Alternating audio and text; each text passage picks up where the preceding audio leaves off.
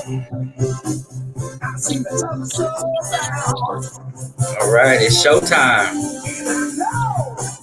How's everybody doing today? Great. All right, let Magnificent. me fix my camera so I'm in the picture.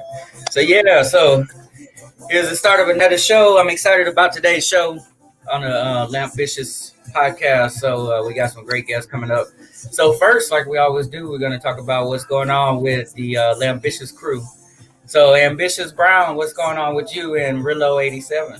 I just dropped some new long sleeve T-shirts, and I just did a new design, Create Your World, and I have one called Original, Never or Often Imitated, Never Duplicated. I just added those crew necks and hoodies to the website, so I am just pushing the gear and about to actually ship a big package out to my hometown to my big brother. He's my street team out there.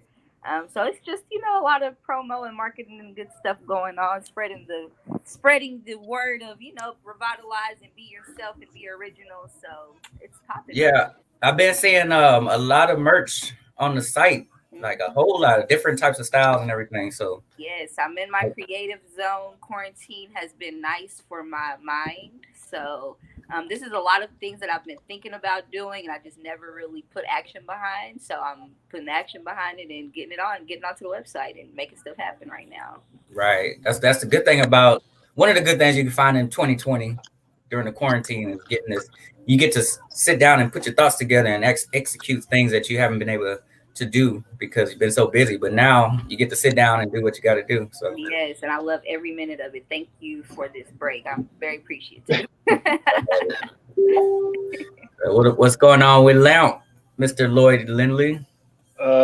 Big things. October is always a big month for us, especially with bringing awareness to domestic violence. October is Domestic Violence Awareness Month. Mm-hmm. So we are doing a pajama drive in collaboration with Becoming Kings and Queens, another nonprofit here locally. And so we're having drop-offs of the pajamas at local Walmarts each Saturday between 9 and 11. If you follow us, you'll be able to see which one is closest to you and all the donations will be greatly appreciated. It's for the children of the shelter. So you're doing it for the children that, have basically been victims, whether it was firsthand or secondhand of domestic violence. So that's huge. And of course, it's breast cancer awareness also. So we have some things in line with that as well. But just keep it moving forward. Always living a meaningful purpose. Exactly. Got to give a shout out to Ambitious with the new polo too. We have the Nice. blue lamp polo. But things are moving, man. It's a busy time for us. And they can get more information on our website, which is lampitup.org. And we're collaborating with Becoming Kings and Queens, right? Correct. And it's all going to the Houston Area Women's Center, which is the largest domestic shelter here in Houston, and I believe the largest in Texas. So we're very we work. This is our second time working with them. It's a great cause. Cool. So we're about to get started.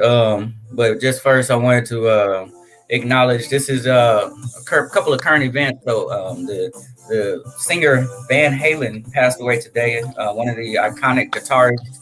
As you hear the music in the background with Jump, I remember. I don't want to tell my age, but I remember dancing to this song back in the '80s and jumping off of everything. So that's when I was actually really into a lot of rock music back then. So I wanted to acknowledge that. So also, of course, in the news, starting off with, of course, Donald Trump. Apparently, he is cured from COVID, right? So. Oh, really? So apparently he's cured from COVID, and he said that he may actually be immune to it. And also another announcement that he made was that no stimulus until after the election. So that's interesting that he decided to do that. So we're gonna basically talk about social justice awareness, and we're gonna talk about a lot of Trump Biden political stances. Of course, this is Lamp Vicious, unbiased, unfiltered. We're bringing awareness, and we're also bringing answers, hopefully. So I want to start out with introducing our first guest. His name is Tony Rich. Let me add him to the stream. Mr. Tony Rich is a current director at San Jacinto College. For the past 37 years, he's had leadership positions in military with the for-profit schools and nonprofit educational sector. So welcome to the show, Mr. Tony Rich.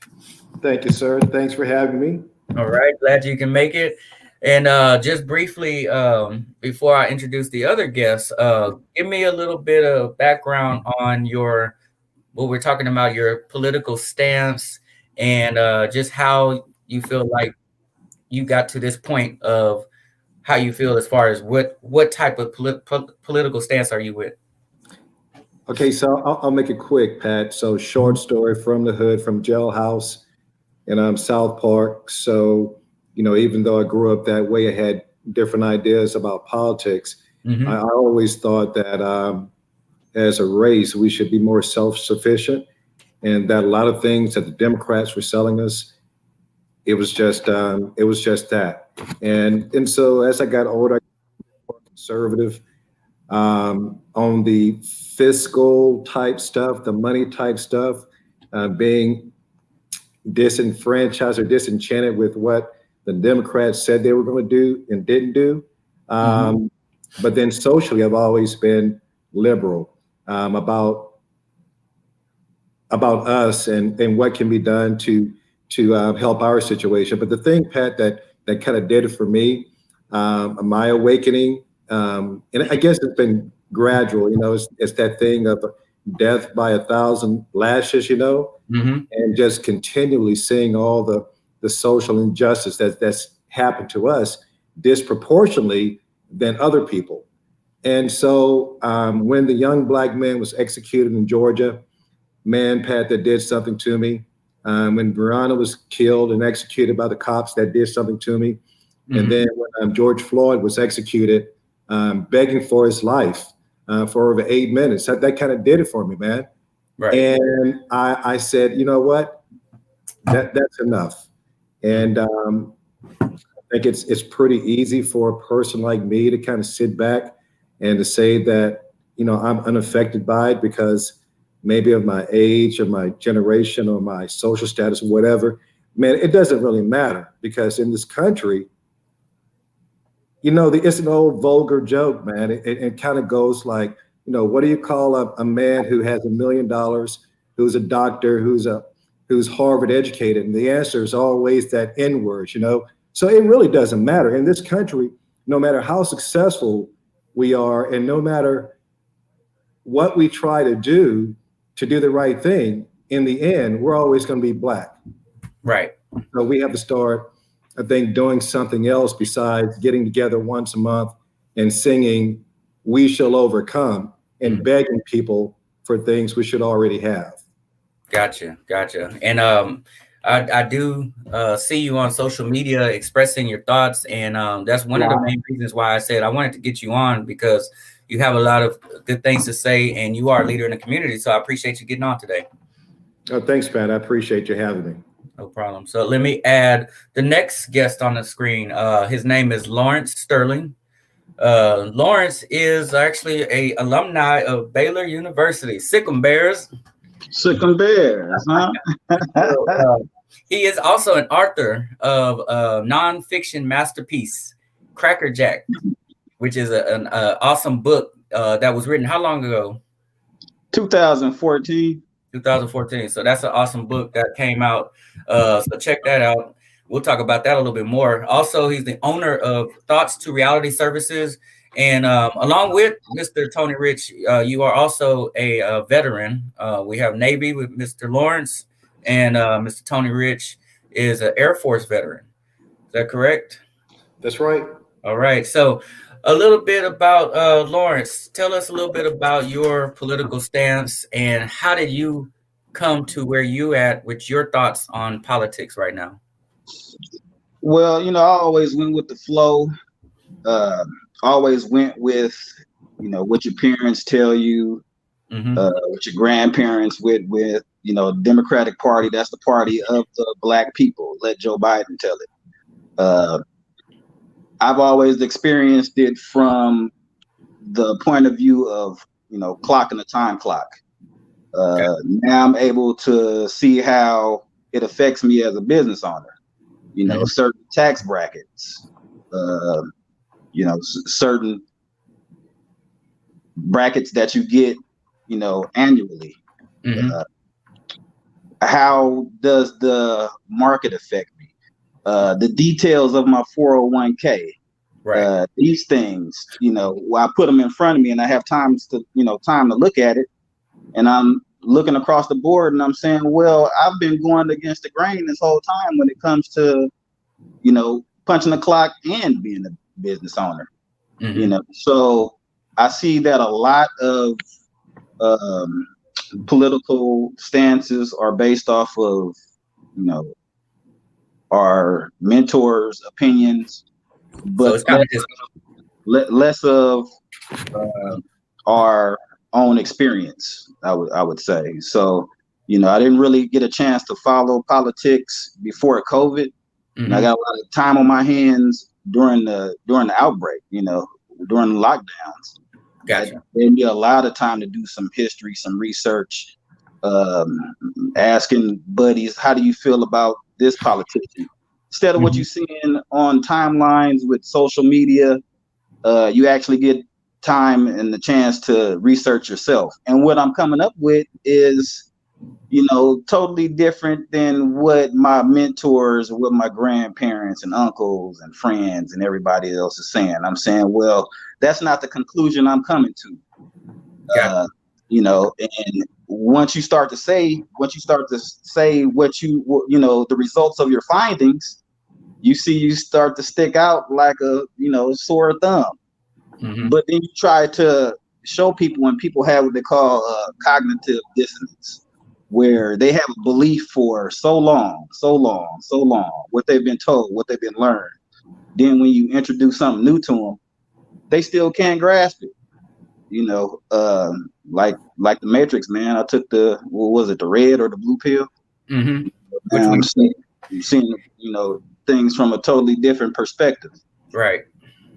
Okay, I got you. So basically, you're kind of saying, like, all of these traditions that we're just getting passed down to us, nobody's really looking out the box for themselves. They're just kind of following along and doing what they think is what we're supposed to do. So, in other words, I know a lot of people say, well, most black people, like you said, Biden said, if you're black, vote for me or Democrat. So it's like blacks are all known to be Democrats, Republicans are known to be in particular Caucasian. We're predictable. We're predictable when it comes to politics. Gotcha. So let's get into the first question. Thoughts on the presidential debate and who won. So I'm gonna start. Let me continue with Mr. Sterling, and then we'll get the thoughts from Mr. Tony Rich. So as far as the debate, that was a crazy debate, about an hour and a half of back and forth yelling. Everybody was talking about it. It looked like a Saturday Night Live skit to me. But in your opinion, who do you think won the debate? Biden, Trump, or anybody, the American people, or nobody? Well, I thought about this. I don't think it was a clear-cut case of winning or losing. I think 99.9% of people had their minds already made up before they turned on the television. I know I did. It wasn't nothing that could come out of Joe Biden's mouth that was going to change my opinion or my views. What I wanted to see was who was going to be more dominant. You know, you had debates in the past where candidates have won based off of their appearance, how sharp they look, how well they answer the questions. You could put the TV on mute and pick a candidate just based off of what you're seeing visually.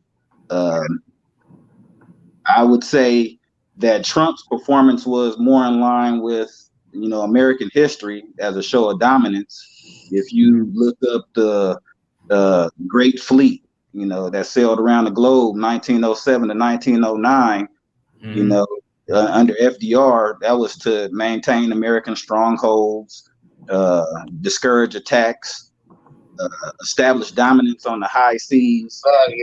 And I think that's what Biden did on the stage that night. You know, he got a lot of flack for interrupting. One sec. Still here? You So got a lot of flack for this, interrupting. But what you gonna do when Kim Jong Un interrupt, or when Netanyahu interrupts? So what you gonna do when Putin say something that you don't like? So if it came to that, it wasn't really no contest. I liked what Trump did.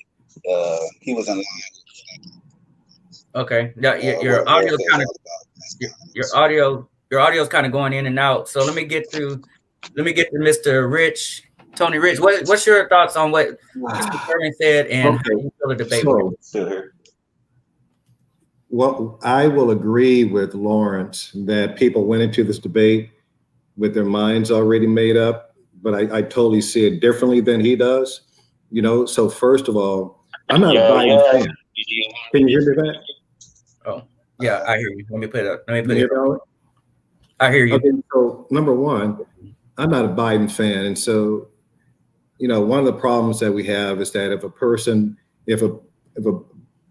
is black, then they've already been pigeonholed or placed in a box, and so I'm against Trump and everything he stands for. So let me say something, man. I'm in the type of socioeconomic category where I guess if Trump was doing what he was supposed to be doing, and if the tax breaks were really meant to help people like me, then yeah, I would benefit. But young brother, that's not what it's about. So the Jeff Bezos and people like that are benefiting from the tax cuts that Trump has given. And it doesn't take any more than 1 minute of research to verify this. Anybody can fact check this before we get off this show. So, even if I benefit from what Trump has to offer, man, it's not even for me because you know what? I'm not going to sell. And going back to your grandparents, and I appreciate what you said, but if your grandparents are anything like mine, then character means something. And young brother, we can sit here for the next 2 hours and you can tell me, I would bet my life on it. You can tell me one thing that you like about Trump's character. One true thing, because he certainly lies about his character. He lies about everything, but then there's no proof into nothing he shows or nothing he does. Um, you speak about dominance. And I guess, some people like the strong man thing, but then, there are plenty of people in history, plenty of people who are considered strong men, and their countries never benefited from these people being, in my opinion, dictatorial or totalitarian type people, So,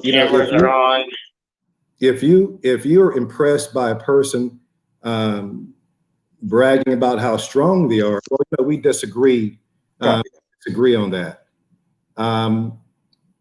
Trump, according to the moderator, interrupted 145 times. And so it wasn't even a matter of both of these guys interrupting anybody. Biden was trying to get a word in edgewise. He didn't have an opportunity to talk about an opportunity on how he wants to improve Obamacare, because both Obama and Biden said, you know what, Obamacare isn't perfect, but give us a chance to fix it. We need to put something in place so that 30 million additional Americans have health care. We need to put something in place so that people with pre-existing conditions can get some damn insurance.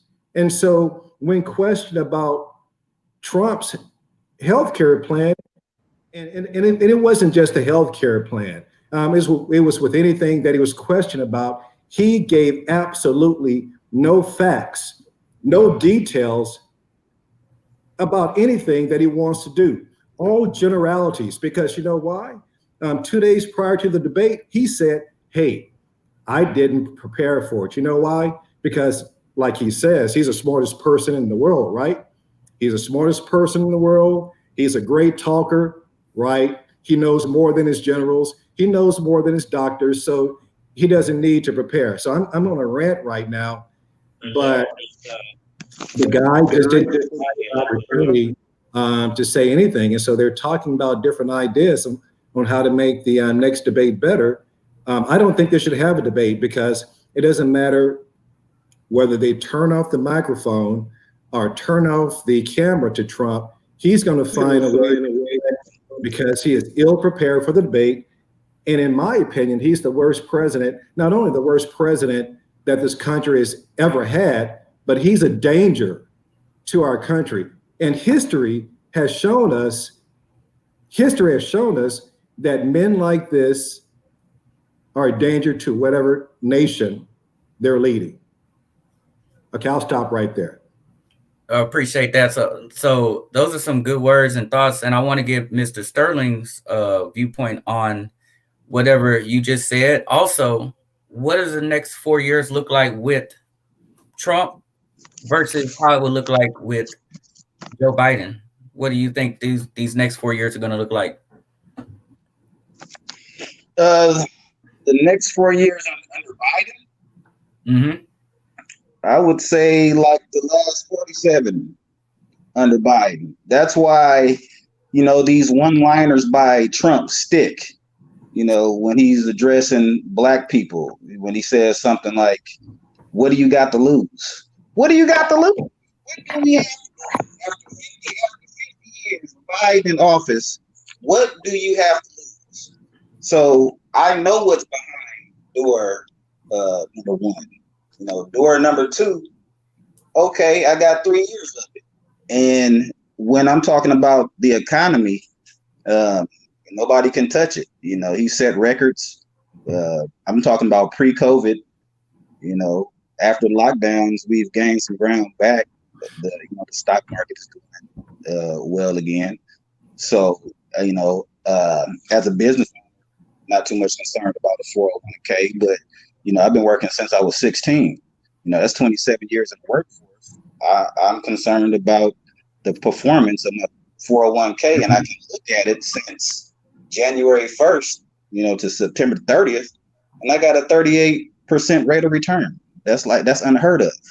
So what they say, y'all down south, a bird in the hand is worth two in the bush, more than two in the bush. Mm-hmm. Why would I forfeit success and profit for the total unknown? And as a matter of fact, you got a glimpse of the Biden-Obama campaign.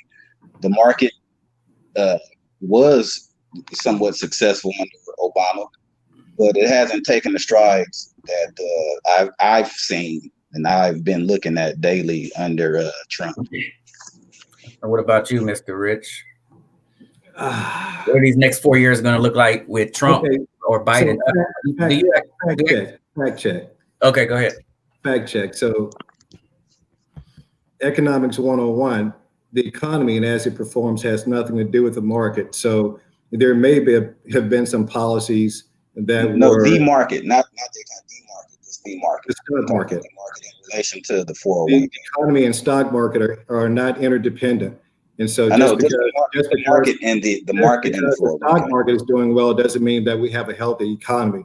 So then number two, Obama got the country out of the worst recession since back in the 40s. And so the economy was still growing very strongly when Trump took over. And so many have said that this is just a continuation of what Trump and Biden has done. And it has little bearing on anything that Trump and his folks have done. You can look that up right now. It'll take 30 seconds.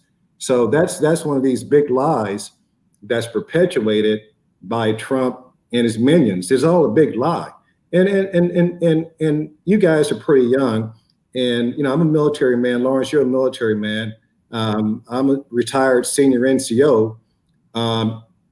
Maybe my knowledge is a little different than yours. I watch the History Channel. But look up the big lie. Look at what Hitler did back in the late 30s and 40s when he gained power. And what Trump is doing is textbook fascism. You start off with a little lie. You condition people so that they either going to believe it or not. They're going to dismiss it. And then you progress from one lie to another. And then it gets to a point where Lawrence, and I don't want to name call, but with Trump supporters, Brother, I want to know, what type of Trump supporter are you? Are you the one, and I hope this is how you are, bro. Are you the pragmatist? And it sounds like you are, and you're concerned with your money. I get that. You're concerned with your 401k. I get that. You're concerned with your business. But then for the person who's not only concerned with that, but then think Trump is the best thing since the Messiah, I have a problem with that personally. I do. For the person who believes Trump, if he says the moon is made out of cheese, I think Trump is sick. I think there's something happening with Trump. I think he's a malignant narcissist. And you can look up the 15 points that will tell if a person is a malignant narcissist or not. And bruh, he checks every single one of them. Every single one of them. So I think personally Trump is sick. I'm not a doctor, but what he says and what he does fits each of those categories. So if he's sick, he's sick. But then for the people who believe him with no evidence to base their decision on other than to believe this man, wow. That's the thing that drives me crazy. I kind of got away from answering the question, but let me answer this real quick, Pat, and then I'll get off of it. What do you have to lose as a Black person? You can lose your life because, real quick, the day after Trump was elected, I went to the gym, sat in the steam room, and this, got to keep it clean, right? Mm-hmm. This racist, obviously racist man, was giving this young Hispanic girl a hard time because she was speaking Spanish. Now she's a dang American speaking a second language, and he was telling her to stop speaking Spanish. So, and of course I intervened, but this is the type of empowerment that Trump has given all these races that makes it much harder for us to be Black people in this country. He's empowered the police where they got the green light to shoot and kill and maim any Black person they want to. Can I interject right here? Let me finish up, bro. I didn't interrupt you. What else do you have to lose? If you're female and you want to own your reproductive rights, you should be afraid right now. We've had 2 justices in the past today who said that they are against, let me back up. So the new justice that they want to confirm is against a woman's reproductive rights. And the 2 justices, Scalia and Thomas, I believe, said that they were against gay marriage. Now you can feel however you want to feel about that, but we have Trump trying to put additional justices in the court that's going to take away our civil liberties. That's what we have to lose. Those are the things that we should be afraid of. All right, appreciate that. So, Mr. Sterling, I know you wanted to chime in on a couple of things. So. Yeah, he brought up the incident in the gym. Trump wasn't in the gym when they told the lady that she has to speak English. As a matter of fact, 2003 through 9 in the Navy on an aircraft carrier, I've seen Master Chief stop 2 Hispanics from speaking Spanish and told them to speak in English. Trump wasn't president, so I want to see how that ties into. Okay. So you're Trump, making a point. Trump and excuse me, don't interrupt. I didn't interrupt you. Go ahead. Now you say you can lose your life as well. 2 years into Obama's administration, 2010, I was bit by a police dog. Police officer told me if he had got to the scene first, he would have tased my black ass. Trump wasn't in office. So yeah, you can lose your life, but people haven't been losing their life, since America's inception. So you can't just blame it on Trump. All the police brutality, it didn't just come out of nowhere. All these KKK Proud Boy. They didn't just pop up because Trump popped up. You know, they try to put it on Trump, but that's not the case. Now, I'm not a Trump supporter at all. I'm a Republican. You know, I'm a me supporter, if anything. So, you know, whatever Trump says, Mr. Sterling, your you know, audio, I take your, that. Mr. Sterling, your Yo, audio is going in and out. hello. Your audio is going in and out. It's kind of low and high. So just letting you know. Okay, There you can you go. hear I me? hear you now. Maybe I get closer. Yeah, it's good now. But So no, I'm saying making the difference between myself as a Trump supporter and a Republican. Uh, Democrats mostly cater to, I've noticed, the middle class. They push the middle class. They try to cater to the middle class. As Republicans talk about business, whether it's small or large, they cater to business. You know, so okay. you know, being a Trump supporter, I'm not a Trump supporter. More So so you than I sound am a you're Republican, you're a true capitalist. okay, and that's you know what that's all good, bro. But here's like I said before, um, I'm in a certain tax bracket, and then if you're to believe what people are saying out there, I should benefit by having a Republican in office. But this is what I'm saying about Trump. I don't care if you're a Trump supporter or not. Um, I'm willing to take an L on any money that I would make to get Trump out of office. That's what I'm saying because I think what's at stake is more important than me having a few more $1,000 in my 401k. But that's a personal thing for me. I think people, and I have a couple of friends who are very strong Trump supporters who think the same way. And I think it's selfish. And then also, I think they're hypocritical because then again, going back to your grandparents, I bet they talked about character. I bet they talked about what makes a person good and what makes a person bad and things like that. And so for me, Lawrence, and it's just not hearsay, Lawrence. Trump is a terrible person, No, and and people like that can be dangerous. And brother, if not for our Constitution, and it's not perfect, but if not for our Constitution and not for the co-equal branches of government, we would have a dictator in the White House right now because he's that type of person who cares nothing. He cares nothing about anybody except for himself. Period. But again, we just don't have to look at Trump. We have history that shows us, that gives us details about people like this. And the only difference between our country and some of these other countries is our Constitution and the separation of powers. Period.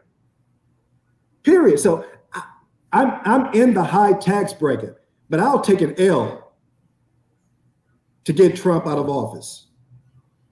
okay. Now you'll take an L to get Trump out of office. Um, I'm saying this world will eat you up and spit you out. I mean, when it's cold, it's cold. When it's hot, it's hot. People on the side of the road begging for money. I'm not giving that up. Like I said, 27 years of working, I'm not taking an L. I'm doing what benefits me. You mentioned the word selfish. Not so much. I'm not hypocritical. You said selfish and hypocritical. I'll take selfish because when I've been in the brig, I've been in the Navy brig. Nobody called and checked on me, saw how I was doing, put anything on my books. Nobody. If I flat broke and leave out here, nobody's gonna take care of me. It's me taking care of myself, and I I hear you. have dependents. So I'm not willing to take a L. Even when you get on the airplane, you have to be somewhat selfish. When there's a loss in cabin pressure and the oxygen mask drop down, and you got to put the mask over your face. The flight attendant tells you to put the oxygen over your own nose and then assist your kids. How you gonna help somebody you can't help yourself? Look, brother, you're entitled to your opinion, and what I'm saying, and we just think we think differently. We think differently about that. But I want to say something real quick and clean this up. So I'm not saying blaming, come on, man. It's sophomoric for you to say that Trump didn't cause the guy to say something to the young lady. What I said is that Trump perpetuates the type of behavior. He empowers people to do stuff like that. So perpetrated that before Trump? Let me finish. So now you don't have to wear your robe and your hood. You can come out because everything is okay. You know what? We're going to take our country back. And what I'm talking about, brother, is totally different than the money stuff that you're talking about. And that's all fine. But I think what I'm talking about is much more important than your point. So you do. Of course you do. You no longer have to wear your robe. You no longer have to operate in the shadows if you're a racist. If you want to spout whatever nasty stuff you're spouting, all you have to do is put on your MAGA hat. I'll make this point too. People say, this is another point that people get offended. I say mainly us, we get offended.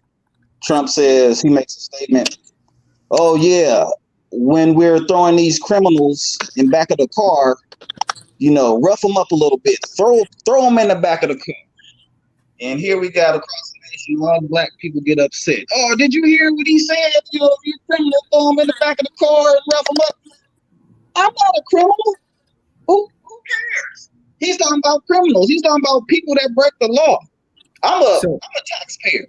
And if somebody breaks the law or commits some crime against me, then yeah, I agree. Throw them in the back of the cop car, a little rough. So what it sounds like to me, correct me if I'm wrong, but you're saying that every person who's ever been apprehended is a criminal. Is that what you're saying? Repeat that. You're saying that every person who has ever been apprehended is a criminal. Is that what you're saying? No, I didn't say that. I said I don't care. I said I'm not a criminal. I'm saying I'm not a criminal, and I don't care about criminals. No, but what makes you think that every black man? I didn't say that. No, I didn't say what makes you think? All right. So let's take a quick break. We want to make sure we control the show. Nobody talk over anybody. So I want to get to this next point. I'm gonna let Mr. Sterling. I want you to talk about how will these candidates deal with racial injustices and equality, and who will make more headway for a better impact. And then I want to get Mr. Tony Rich's thoughts on this as well. How will these candidates deal with racial injustices and equality? I believe Trump did pass Crime Act during the. I don't want to get my cases mixed up. But you feel Trump will do a better job dealing with this, or do you think I do? He did. I don't have it in front of me, but he did come up with a crime bill. It wasn't a crime bill, actually. Now that I think of it, it was presidential. He made not a pardon. He didn't pardon anybody, but it was help me out here. Go ahead. Anyway, go ahead and pull that up. Let me hear Mr. Tony Rich's thoughts on this while you're pulling that up. Okay. Hold on, Mr. Rich. I'm sorry. Start over. I had you on mute. So there's only been one positive comment that I've ever made about Trump, and it concerns some of the prison reform that he did. Still don't know why he did it, but that was a very good thing. All right. So if he does good things that benefit our people, I'm going to give him props. Right. So that's what he's talking about. But then to answer a question, I'll answer the last part, which deals with equality and who will make more headway. So there have been over 100 federal judges appointed by Trump, right? You know how many of those were black? None. Okay, I was gonna guess one, So, but none. so as it concerns racial equality and getting rid of injustice, it doesn't happen at the national level. It happens at the local level. It happens in the local courts. It happens in the district courts. And so where we've had a history of justice being us being more, and I'm getting ready to rig this up, but for the same crime, we're being penalized at a much higher degree than other people, right? That doesn't happen nationally.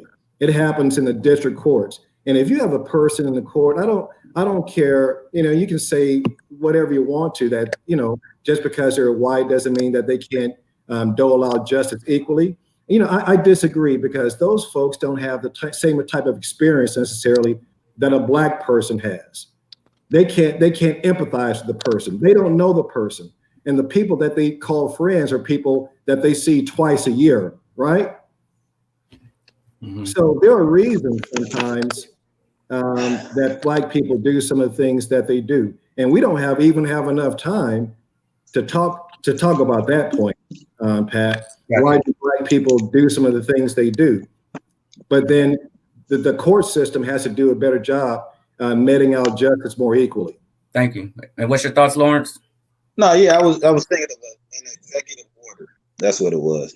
Gotcha. Passed an executive order for police reform. I'm saying the previous 8 years, you had Trayvon Martin, Mike Brown, you had Sandra Bland. I got bit by a dog.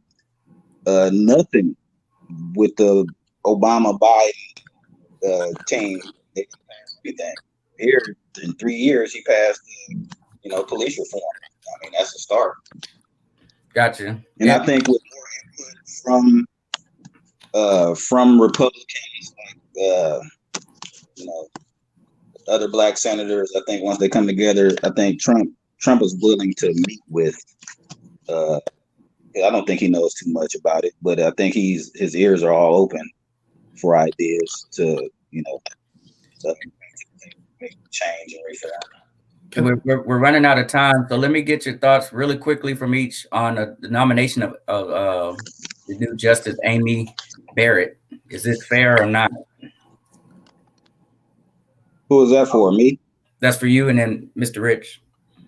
All right, I think it's fair. The president, he's the president for 4 years. It's been 3 years and 9 months. So there's been a vacancy. He has to fill it.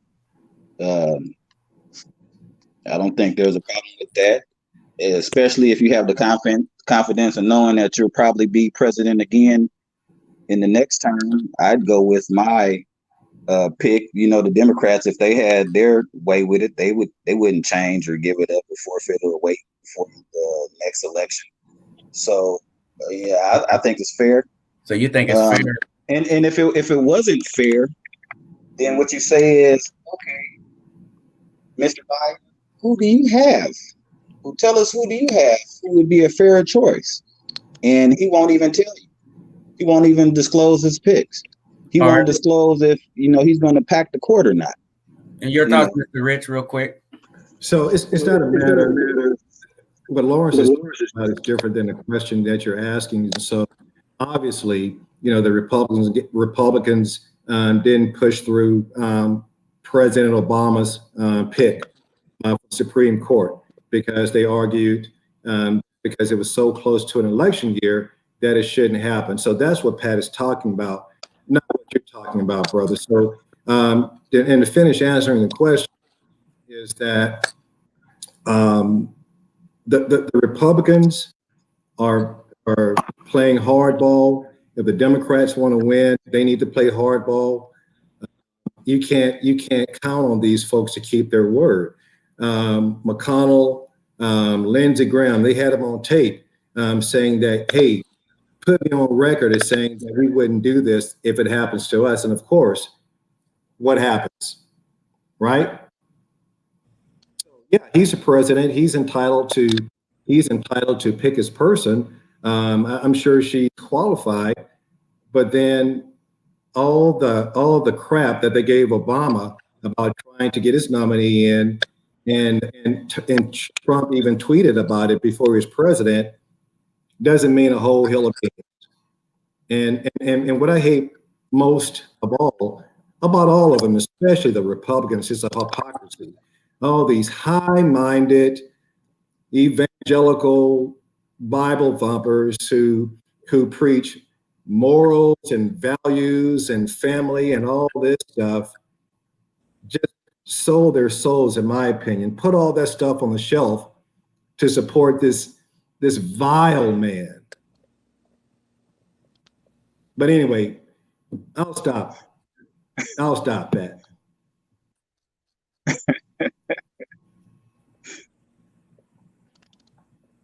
Pat, we can't hear you.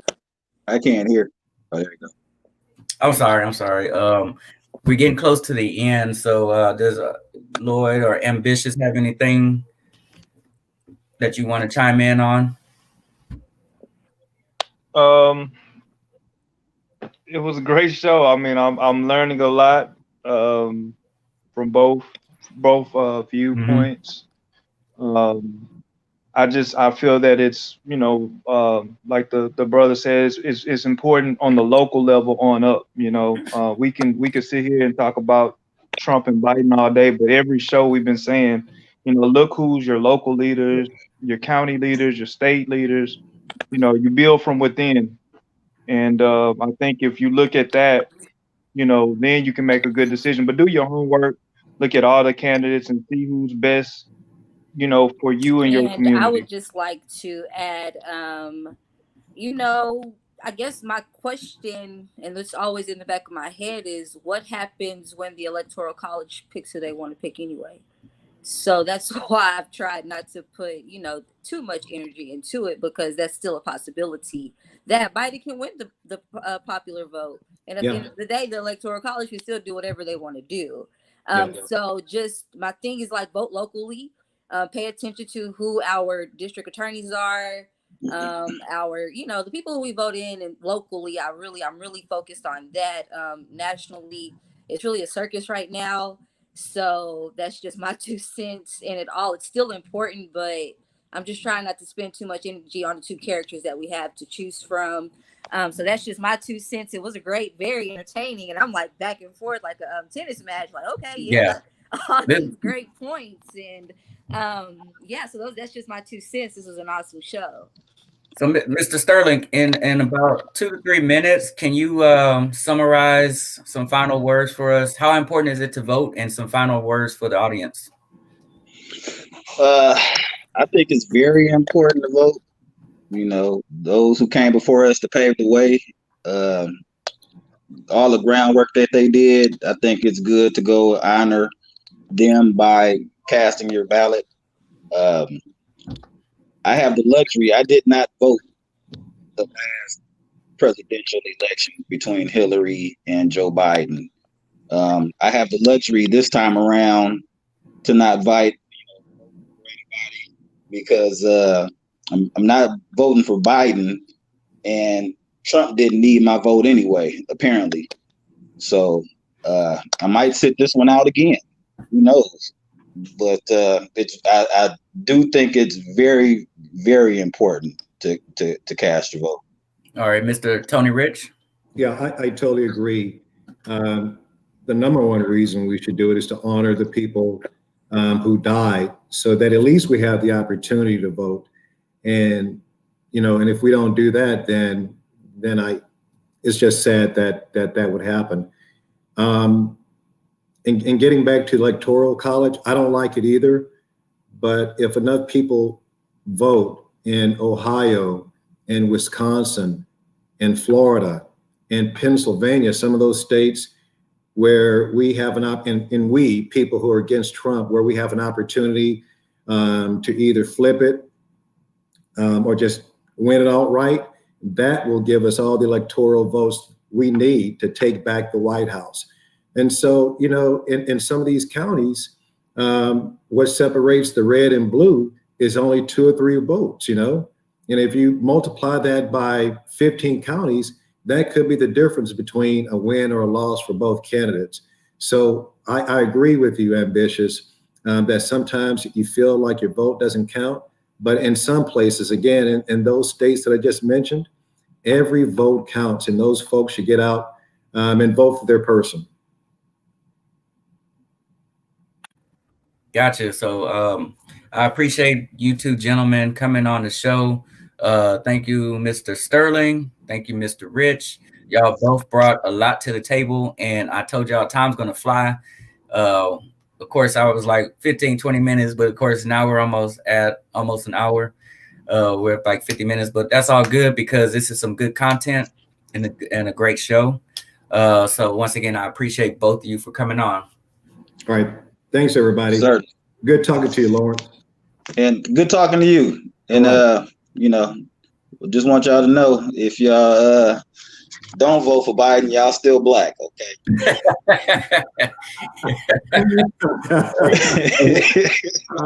We're gonna have to get y'all both back on the show. For sure. Do a part 2. So. All right. Y'all have a good one. All right. Nice to know black. Some good content, good show. Definitely. Very, very entertaining, very informative. Just great. Like, intelligent black men speaking about politics. I'm here for all of it. Oh, yeah. 2 good, intelligent black men. Glad to have known them in the past and still able to keep contact and network with them. So once again, looking forward to actually doing a part 2 after the election. So hopefully we'll see what happens then. We'll see how long it takes to count the votes first, though. They're going to count every single one, too. Hopefully they don't count some of them twice. So we'll see how that goes. Good old America, huh? Got to depend on them to tell the truth. Yeah. All right. So I have those are my final thoughts. Great show. I'm gonna rewatch it because I want to hear some good stuff. So everybody has a I definitely I want to rewatch the show as well. Great content. I was just sitting back, learning and listening at the same time. Everybody brought it for this show. Only my final thoughts is, again, for us personally, the Pajama Drive. Follow us for the podcast. Follow us on Lambitious Podcast. You see everything there, but for those that are listening, it's at Lambitious on Instagram, Twitter, at Lambitious PC, and then we're also on Twitch, YouTube as well. Great show, great content. Yeah, thank y'all for we have some folks on Twitch that are watching. Thank you if you're watching on YouTube. We appreciate you. Also, of course, on Facebook Live, and we have those people that are making comments that we also appreciate the comments and suggestions from Alicia Anderson, Patricia Portilla, and everybody else that usually joins in on the show. Once again, thank you all. And as they say, it's not the weekend yet, but hey, I'm about to go watch the game, relax, and then I'm going to rewatch our show. All right. So I'm out. Y'all have a good night. Y'all as well. Lambitious is